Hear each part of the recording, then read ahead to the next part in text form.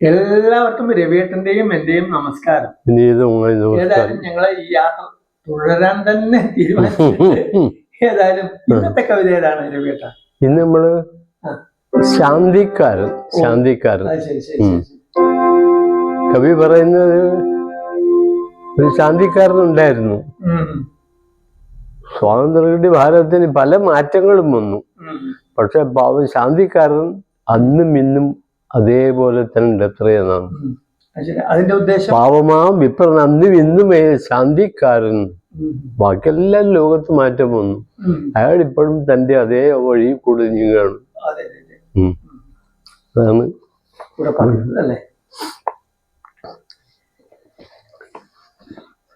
P പ്രകൃതിയുടെ കവിയാണ്. കവിയുടെ സംവാദം അധികവും പ്രകൃതിയിലെ ചെടികളോടും മരങ്ങളോടും മൃഗങ്ങളോടും പക്ഷികളോടും ഒക്കെയാണ്. വൃക്ഷങ്ങളിൽ തെങ്ങ്, കവുങ്ങ്, അരയാല്, ആല്, പ്ലാവ് ഒക്കെ കാണും. അവരോടൊക്കെയാണ്. കവിക്ക് കസ്തൂരി എന്നുള്ള പേര് കൊടുത്ത പോലും അരയാലാണ്. നമ്മളിപ്പോ നമ്മുടേതായ പേര് പോലെ കളിക്കുന്നു മാത്രമേ ഉള്ളൂ. അദ്ദേഹത്തിന്റെ ഏത് കവിതയുടെയും ആരംഭം പ്രകൃതി വർണ്ണന കൊണ്ടായിരിക്കും. ശാന്തിക്കാരൻ അത്രയധികം സ്നേഹിച്ച കവി, അത്രയധികം പ്രകൃതിയുടെ കവി തന്നെ കുഞ്ഞിരാമനായാലും പറയാം. മാത്രമല്ല അദ്ദേഹത്തിനെ കുറിച്ച് ഒരു അവലാതി ഉണ്ടായിരുന്നു. അദ്ദേഹം മനുഷ്യരെ കുറിച്ച് എഴുതുന്നില്ല, പ്രകൃതിയെ കുറിച്ച് എഴുതുന്നു. അപ്പൊ അദ്ദേഹം പറഞ്ഞത് പ്രകൃതി മനുഷ്യൻ അതിൻ്റെ ഒരു ഭാഗം മാത്രം. നിങ്ങളുടെ പ്രത്യേകം ഞങ്ങൾ വലിയ അടിയന്മാര് പറഞ്ഞു എല്ലാം. ശാന്തിക്കാരൻ എന്ന കവിത നോക്കൂ. കവിത ആരംഭിക്കുന്നത് തന്നെ പാടത്തിന്റെ വക്കത്തുള്ള അമ്പലത്തിന്റെ വർണ്ണനയോടുകൂടിയാണ്.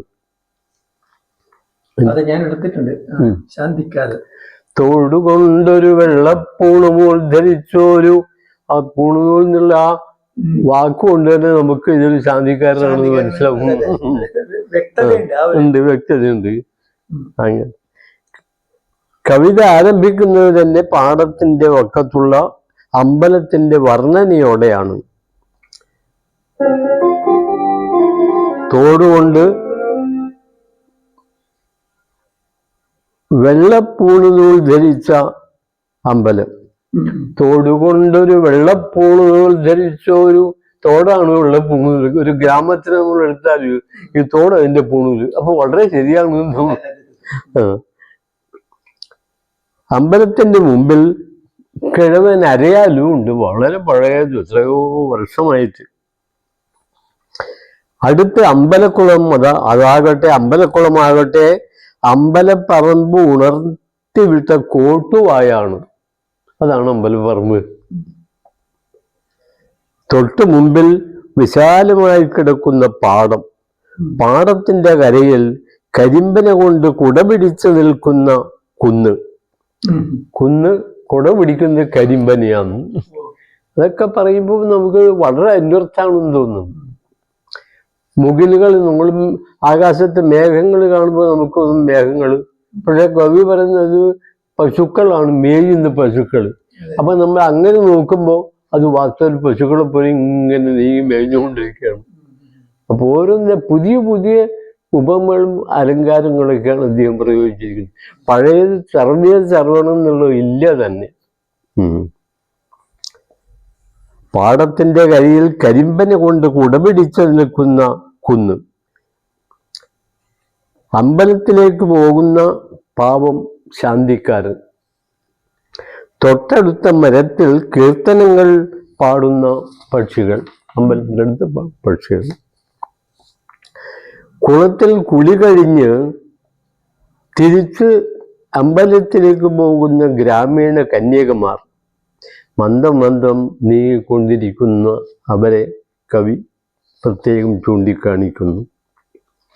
ശാന്തിക്കാരൻ്റെ വീട്ടിലെ സ്ഥിതി വളരെ ദയനീയമാണ്. കാലം മാറിക്കൊണ്ടേയിരിക്കുന്നു. എല്ലാവരും ഏതോ സ്ഥിതിയിലേക്ക് കുതിച്ചുകൊണ്ടിരിക്കുന്നു. എന്നാൽ ശാന്തിക്കാരനെ മാത്രം വെറും ശാന്തിക്കാരനായി തുടരുകയേ നിവൃത്തിയുണ്ടാവുന്നുള്ളൂ. അതിൽ കവി വളരെ ദുഃഖിതനാണ്. സുന്ദരമായ ഗ്രാമീണ ചിത്രത്തോടൊപ്പം ജീവിതത്തിൽ ഒരു പരിവർത്തനം വിധേയമാക്കണമെന്നുകൂടെ കവി സൂചിപ്പിക്കുന്നു. ഇതിപ്പോ ശാന്തിക്കാരൻ എന്ന് പറഞ്ഞാൽ ഒരാൾ മാത്രമല്ല, സ്വാതന്ത്ര്യം കിട്ടിയിട്ട് നമ്മുടെ ഒരു വിഭാഗം ആളുകൾ ഇപ്പോഴും അവഗണനയിൽ തന്നെയാണ്. അതാണ് ദ്വൈയുടെ രണ്ടാമത്തെ അർത്ഥം. അതാണ് കേവലം നിർവികാരം നീരസം തജ്ജീവിതം മധ്യ ജീവിതം. അങ്ങനെയാണ്. പാപമാ വിപ്രൻ അന്നും ഇന്നുമേ ശാന്തിക്കാരൻ എന്നാണ് കവിത അവസാനിക്കുന്നത്. തോടുകൊണ്ടൊരു വെള്ളപ്പൂണു നൂൽ ധരിച്ചോരു പാടത്തിൻ വക്കത്തായൊരമ്പലം കാണുന്നില്ലേ? തോടുകൊണ്ടൊരു വെള്ളപ്പൂണു നൂൽ ധരിച്ചോരു പാടത്തിൻ വക്കത്തായൊരമ്പലം കാണുന്നില്ലേ? പതുത്ത വെൺമഞ്ഞിനാൽ തടിച്ചൊരുടൽ മൂടി പുതച്ചു നിലകൊള്ളും കിഴവനരയാലും അമ്പലപ്പറമ്പുണർന്നിട്ട കോട്ടുവാ പോലെയങ്ങതാ മുമ്പിൽ തന്നെ അമ്പലക്കുളം കാണാം. അമ്പലക്കുളം കവിയുടെ ഭാഷയില് ഇത് കോട്ടുവായാണ്. അമ്പലപ്പറമ്പ് ഉണർന്നിട്ട കോട്ടുവായാണ് അമ്പലക്കുളം. നേരെ മുന്നിലായി താൻ പെറ്റുണ്ടായ കിടങ്ങളെ താരാട്ടു പാടിക്കൊണ്ടു താരോലിപ്പൊരു പാടം. നേരെ മുന്നിലായി താൻ പെറ്റുണ്ടായ കിടങ്ങളെ താരാട്ടു പാടിക്കൊണ്ടു താരോലിപ്പൊരു പാടം. നിൽക്കുന്നു കരിമ്പനക്കുടയും പിടിച്ചെന്നു നിശ്ചലമൊരുകുന്നു നാലു ഭാഗവും നോക്കി. മറുഭാഗമുള്ളാരിൽ നീന്തുന്നിതൊരു തോണി ചിറകു വിരുത്തിയ ജലപക്ഷിയെ പോലെ. മറുഭാഗമുള്ളാരിൽ നീന്തുന്നിതൊരു തോണി ചിറകു വിരുത്തിയ ജലപക്ഷിയെ പോലെ. കാലത്തു കുളി കഴിഞ്ഞമ്പലത്തിലേക്കായി പോകുവാ പാവപ്പെട്ട ശാന്തിക്കാരനെ കാണാം. കാലത്തു കുളി കഴിഞ്ഞമ്പലത്തിലേക്കായി പോകുമാ പാവപ്പെട്ട ശാന്തിക്കാരനെ കാണാം. ഓമനക്കൊമ്പത്തേറി ഗാന കീർത്തനമെല്ലാം സാധകം ചെയ്യുന്നൊരു ബിരുദൻ ചെറുപക്ഷി. അമ്പലക്കുളത്തിങ്കൽ കുളിച്ചു തൊഴൽ കഴിഞ്ഞന്തിക്കു തിരിച്ചു പോം ഗ്രാമകന്യകമാരും. അമ്പലക്കുളത്തിങ്കൽ കുളിച്ചു തൊഴൽ കഴിഞ്ഞന്തിക്കു തിരിച്ചു പോം ഗ്രാമകന്യകമാരും. നടന്നു നടന്നേറെ ക്ഷീണിച്ചിട്ടടുത്തുള്ള കടവത്തുറങ്ങിയിടും കാളവണ്ടികളെല്ലാം ഹേമന്ത നിലാവൊളി നുകർന്നുള്ള വേദുരലഹരിയിലാടിയിടും കവുങ്ങുകൾ. പൂജയും കഴിഞ്ഞയാൾ നടയുമടച്ചപ്പോൾ ദീർഘനിശ്വാസത്തോടെ എത്തും തൻ ഭവനത്തിൽ. മധ്യാഹ്നവയിൽ നാളമച്ചെറുമാന്തോപ്പിന്റെ പച്ചിലമടിത്തട്ടിൽ തലവെച്ചുറങ്ങുമ്പോൾ ശൂന്യമാം കോലായിൽ ചെന്നിരിക്കും ചുടുബാഷ്പൂർണമാം തൻ കണ്ണിണയക്കുമായാൾ വല്ലേ. പൂർണമാം തൻ കണ്ണിണയക്കുമായാൾ വല്ലേ. 7 മാസമായി വിഷപ്പനിയാലുറങ്ങിത്തൻ പ്രേയസി കിടക്കുന്ന വളപ്പിൻ തെക്കുവശം അമ്മയെ പിരിയാതെ അടുത്തു കിടപ്പുണ്ടു പൊന്മകനൊരുണ്ണിയ ചമ്പകച്ചോട്ടിൽ തന്നെ.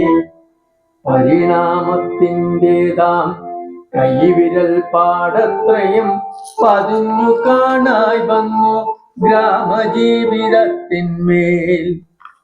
അത് കഴിഞ്ഞാൽ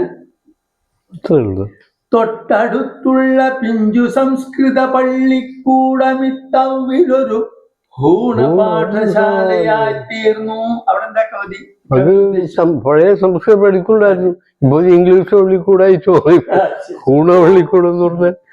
തൊട്ടടുത്തുള്ള പിഞ്ചു സംസ്കൃത പള്ളിക്കൂടമിത്തവിലൊരു ഊണപാഠശാലയായി തീർന്നു. ഒറ്റ വർഷത്തിനകം കണ്ടാലും അറിയാത്ത മട്ടിൽ താൻ വളർന്നു പോയി മുന്നിലെ വടവൃക്ഷം. നായർ വീട്ടിലെയുണ്ണി 4 കൊല്ലത്തിന് ശേഷം ശീമയിൽ നിന്നിന്നലെ സായിപ്പായി തിരിച്ചെത്തി.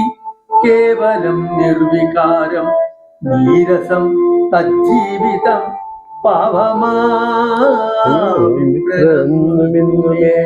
ശാന്തികാരൻ. അടുത്തുള്ള വീട്ടിലെ നായർ വീട്ടിലെ ഉണ്ണി 4 വർഷത്തിന് മുമ്പിൽ പുറത്തു പോയിട്ടിപ്പോ വലിയ ആളും ഇതായിട്ട് നാട്ടിലേക്ക് തിരിച്ചു. ഇങ്ങനെയൊക്കെ പല പല മാറ്റങ്ങൾ നാട്ടിൽ വന്നെങ്കിൽ നമ്മുടെ ഇദ്ദേഹത്തിന് മാത്രം ഒരു മാറ്റവും ഇതിലുണ്ടായിരുന്നു. വീട്ടിലെ സ്ഥിതി വളരെ ദയനീയമായിട്ട് ഇങ്ങനെ കഴിക്കും. ഏതായാലും ഇന്നത്തെ ശാന്തിക്കാരൻ കവിത കഴിഞ്ഞു. ഇനി അടുത്തൊരു കവിതയുമായി അടുത്ത പ്രാവശ്യം.